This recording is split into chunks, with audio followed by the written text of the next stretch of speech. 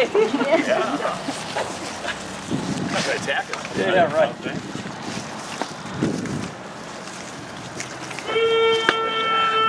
Oh, you got a tracker.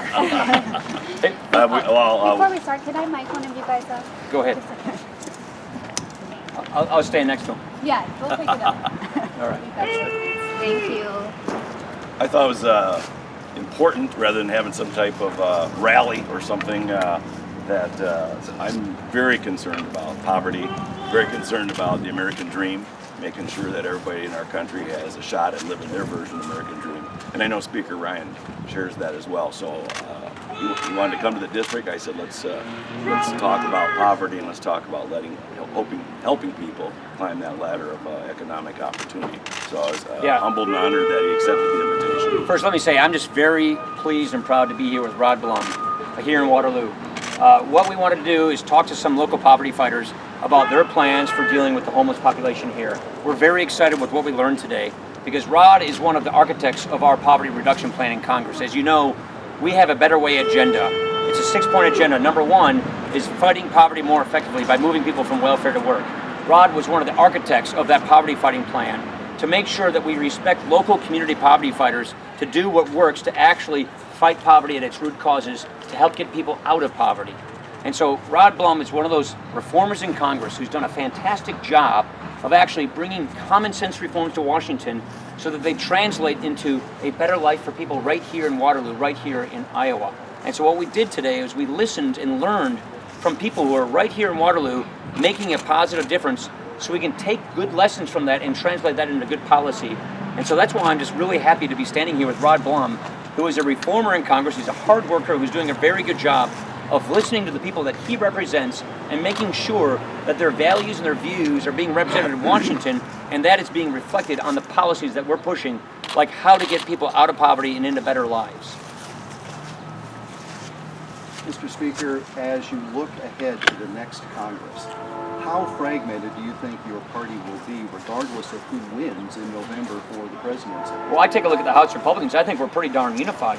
Look at the fact that we have 247 of us that put together an agenda, the Better Way agenda, better.gop, that says we are unified. Here's a new tax code to create economic growth. Just happen to have it. I don't have a jacket on. Here's a new tax code for economic growth. Here's how you reform the welfare system to get people from welfare to work. Here's how to restore the Constitution, cut the red tape. Here's what national security needs to look like to secure our border and to rebuild our military. Here's what you replace Obamacare with so we can deal with these skyrocketing premiums. We all agree on these things, so we are unified in the House Republican caucus on how we take our principles and put them into action. And so that is very, very unifying. So I think all this discussion is really premature to the fact that we have a plan, we're taking it to the country, and we want to get it into law. How will you respond if Mr. Trump loses and Republicans blame you for not doing more to If unify the party? and buts, look, let's focus on winning the election. We've got 6 days to go. We're going to focus on winning the election. That's what our mindset is on right now. Christina. I actually have a question about what went on in there. Great. There was a discussion about. Sorry, I'm distracted. Oh, we're used to it. So not even notice it. Yeah. How do you get some of these things done to focus at the community level without? Because you were talking about setting up a model that would.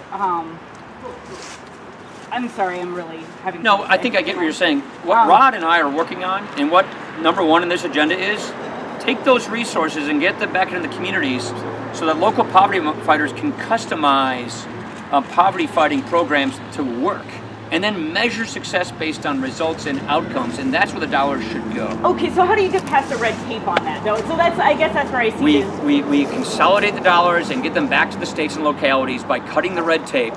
And then we measure success based on outcomes and results. Are we getting people out of homelessness? Are we getting people out of poverty? What program works the best? And then make sure that the dollars are allowed to follow that so that local decision makers here in Iowa can make sure that that happens.